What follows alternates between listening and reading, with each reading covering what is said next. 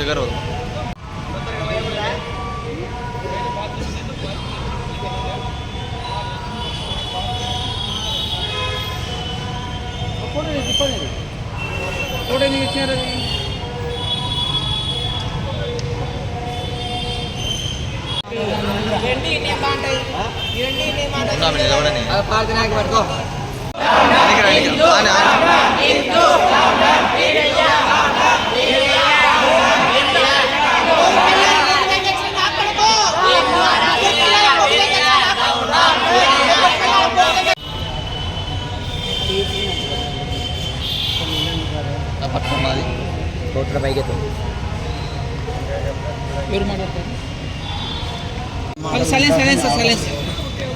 మేము గత 14 సంవత్సరాలు వీరి దగ్గర ఉన్నప్పుడు మేము మా కింద ఉన్న పిల్లలతో మా కింద ఒక ఇంత గ్రూప్ అసోసియేషన్లో ఉంటారు మా పిల్లల కమ్యూనిటీలో.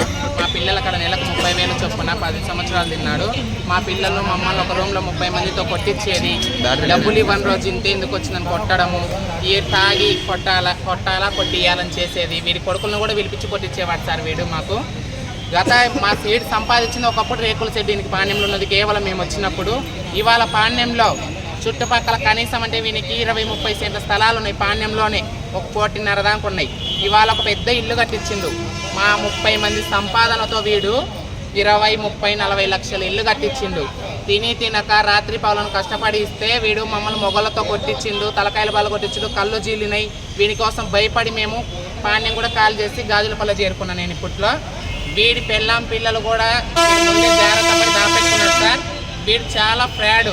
వీడు పాణ్యంలో ఇప్పుడు 3వ బ్యాచ్ చేయాలని చూస్తున్నాడు.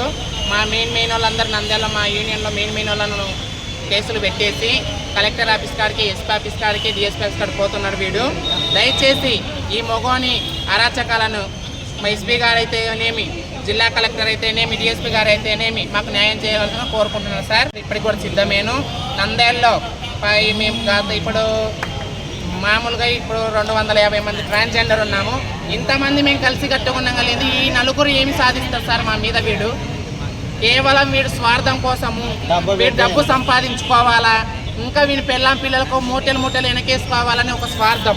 మేమంటూ నెల్లూరు హాసిని అంతటి చంద్రబాబు నాయుడు ఎలా ఉంటాడో ఆంధ్రప్రదేశ్లో మాకు కూడా ఒక నాయకుడిని మేము ఎన్నుకోవడం జరుగుతుంది. మాకు మంచైనా చెడ్డైనా మా నాయకురాలు నెల్లూరులో ఉంటుంది. ఆమెకు ఎటువంటి సంబంధం లేదు. కాకపోతే మాకు మంచైనా చెడ్డైనా వస్తుంది సార్. ఆమె మీద ఆరోపణలు వేస్తున్నాడే తప్ప వీడు మా కాడ ఇల్లు కట్టించేటప్పుడు మనిషికి ₹1,00,000 లెక్కన వీడు తీసుకున్నాడు. ఇయ్యలేదని చెప్పేసి మీ అమ్మగాళ్ళని తెంగించుకొని ఎక్కడని తెచ్చి ఏదైనా కొట్టినవే ఉన్నాయి. వీడు ముగ్గురిని చంపిండు కూడా. ఇప్పుడు కూడా కేసులు మాఫీ చేసిండు. ఇలాంటివన్నీ చేసినప్పుడు మేము తిరగబడి అడిగితే 30 మందితో తాపించి కొట్టేవాడు మమ్మల్ని. ఈ అరాచకాలు తట్టుకోలేకనే మా సమయం వచ్చేంత వరకు వాడి దగ్గర మేము అణిగి ఉండి మా సమయం వచ్చినప్పుడు మేము వేరే వాళ్ళ కాడికి పోవడం జరిగింది. ఇవాళ ఏదో ఆశ్రమ యూనియన్లో ఉన్నాం కాబట్టి కడుపు నేను అన్నం తినగలుగుతున్నాం. 10 మందికి మేము అడుక్కున్న దాంట్లో కూడా దానం చేయగలుగుతున్నాం సార్. ఇది కేవలం ఈ హిందూ అలియా తీరైనటోడు పాణ్యం పోలీస్ స్టేషన్కు ఎస్పీ ఆఫీస్లో పోయినా మేము భయపడము సార్. వాళ్ళు మాకు నంద్యాలలో న్యాయం చేస్తారని తెలుసు. వీడి అరాచకాలను వీని అన్యాయాలను తరిమి కొట్టాలా. వీని బయోడేటా మొత్తం బయటికి తీయాలి సార్. వీడికి ఎన్ని ఆస్తులు ఉన్నాయో, ఎంత సంపాదన ఉంది, వీడేం వచ్చేటప్పుడు ₹50 తెచ్చుకునేటట్టు కూడా తెలియదు వీడి ఇంటికా నుంచి. కనీసం ఇవాళ 2-3 కోట్లు, 4 కోట్లు, 5 కోట్ల వరకు ఎన్నుకుంది. ప్రతి ఒక్కటి పిల్లల పేరు మీదనే రాసిచ్చినాడు. మా కొజ్జాలలో ఎవరికి ఉన్నాయి? గవర్నమెంట్ ఇచ్చిన ఇల్లులు కూడా మాయని చెప్పి వీడు 5 లక్షలు ఇవ్వాలా, 10 లక్షలు ఇవ్వాలా మమ్మల్ని కొట్టిన రోజులు కూడా ఉన్నాయి సార్. కనీసం 3 పూటలు అన్నం పెట్టిన రోజు లేదు వీడు మాకు ఈ 14 సంవత్సరాలలో. మాకు న్యాయం కాలేదు. పాణ్యం విందు ఎక్కువ మంది చేయటం ఎక్కువైంది. మా ఊర్లో మేము బతుకుతున్నాం కానీ నెల్లూరులో ఉన్న ఆశ్రమకైతే ఎటువంటి సంబంధం లేదు. మా ఊర్లో మేమే బతుకుతున్నాము. అక్కడ వాళ్ళ రౌడీజం గూండాలలో చేరి అంతా అరాచకం చేస్తుంది. హాసన అంటే ఆమెకి ఏం సంబంధం లేదు. ఆమె మా రాష్ట్ర అధ్యక్షురాలు చెడ్డకు అంత కలిసికట్టు ఉండాలని మంచి దావ చూపించి మంచి నడకలు చూపించి బతకాల మన స్వతంత్రంగా బతకాలని చెప్పేంత వరకు రౌడీజం చేయాలని హైదరాబాద్ లో ఉంటుంది సునీత. ఈమె రౌడీజం చేపిస్తుంది. ఆమె కింద ఉండే గ్యాంగ్ ఆ వీరయ్య. ఇక్కడ చూడండి, మెల్లో బంగారం చూడండి, 2 కేజీలు అది. ఇప్పుడు మీకు దీనికి అంతా ఇప్పుడు మేము 2 బ్యాచ్లు అడుక్కుంటున్నాం ప్రశాంతంగా.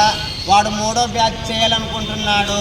అది మేము అరికట్టాలని, అంతే, ఏం లేదు. హిందూ చెప్పు. అందరికీ నమస్కారం. మేము నంద్యాల నుంచి మాట్లాడుతున్నాము. నంద్యాలలో 150 మంది కొజ్జాలు ఉన్నాము.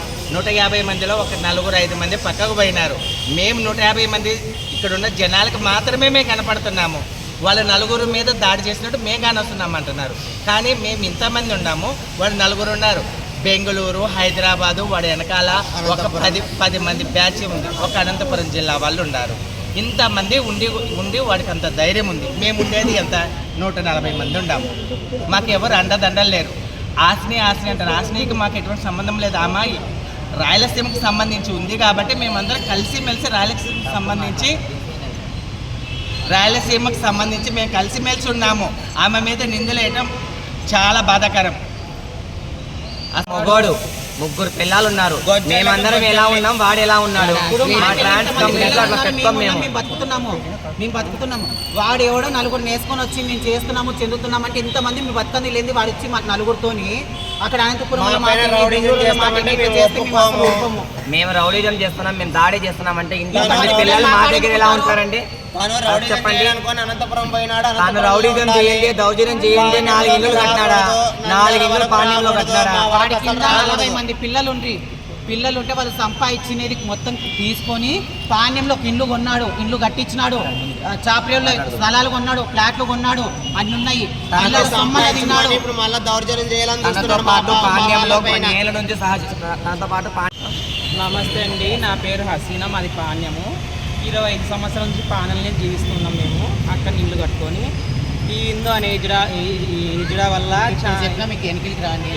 హిజడా వల్ల మాకల్లా ఇది చాలా తలనొప్పిగా అయిపోయింది. గత సంవత్సరం నుంచి దీని ఆగడాలు ఎక్కువ అయిపోయినాయి. ఇప్పుడు నంద్యాలలో ఇంతమంది హిజడాలు ఉన్నారు, 200 మంది హిజడాలు ఉన్నారు. మేమల్లా ఇక్కడనే ఐకమత్యంగా ఉన్నాము. ఏదో మేము దసరా మామూలు ఆడుకుంటున్నాము. మా బ్యాచ్ నుంచి ఒక 5 మంది అంటే హిందూ నుంచి ఒక 5 మంది గడ్డ పోయినారు. వాళ్ళు ఒక బ్యాచ్ ఏర్పాటు చేసుకొని మేము కూడా బతకాలని వాళ్ళు గడ్డ పోయినారు. మేము వద్దు, అట్లా వద్దు, ఇప్పుడే 2 బ్యాచ్లు ఆడుకుంటున్నాము, వద్దు అందరం కలిసి ఆడుకుందాం, రూపాయి కానీ పంచుకుందాం అంటే రాడు, మాలేకి రాకుండా ఆగడాలు ఎక్కువ చేస్తున్నాడు. ఈ రౌడీజం చేస్తున్నాడు. మేము కొట్టకుండా కానీ ఇంటి మీద కొట్టనీకి పోయినారంటాడు. మాకు ప్రాణ భయం ఉందంటాడు. మేము ఎందుకు పోతాము? వాళ్ళ దగ్గర ప్రూఫ్స్ ఉంటే చూపిమను సార్, చెప్పండి. మీరు ఏం చెప్తండి? నేను మా అక్క వాళ్ళ ఇంటికి వచ్చాను. మా అక్క వాళ్ళ ఇంటికి జగన్ హాస్పిటల్ వెనకాల మా అక్క వాళ్ళ ఇంట్లో. నేను ఇలా రోడ్డు మీద వెళ్తుంటే మా సిస్టర్ వచ్చేసి సిస్టర్ అలా తిరగొద్దాము అని ఆయన పిలుచుకొని పోయింది. చక్కగా తిప్పుతామని నందలంతా తిప్పుతామని చెప్పి చక్కగా కలెక్టర్ ఆఫీస్ కాడికి తోలుకుపోయి మీడియా ముందర కొట్టినారు. ముందు ఆటోలోనే కొట్టేసి మీ ఆడ కలెక్టర్ ఆఫీస్ దగ్గరికి తోలుకుపోయి నిలబెట్టి మాట్లాడించినారు. నేను రాను, నాకు మా గురువు వాళ్ళు మా నాని వాళ్ళు ఉన్నారు నంద్యాలలోనే, నేను రాను అట్లా అని చెప్పాను. కానీ బలవంతంగా నన్ను తోలుకపోయి నన్ను హింసించి మరీ అలా నిలబెట్టి మాట్లాడించినారు. ఎవరు తోలుకుపోయింది? హిందూ పాణ్యం హిందూ నా గురుబాయి లస్సి తోలుకుపోయింది. దేనికోసం తీసుకుపోయింది అంటే దౌర్జన్యం చేస్తున్నారు. వీళ్ళ మీద కేసు పెడదాము, వీళ్ళ మీద నీ తరపు నుంచి కేసు పెట్టు, ఏదున్నా కానీ మేము చూసుకుంటాము, మేము మాట్లాడతాము అని మీడియా వాళ్ళతో చెప్పించినాను. దౌర్జన్యంగా కొట్టింది నన్ను. కొట్టి వీళ్ళ మీద మా నాని వాళ్ళ మీద కేసు పెట్టు, నడుస్తుంది, నువ్వు పెడితే మేనేజర్ కాదు కదా, మీది వేరే ఊరు కదా అని చెప్పించింది.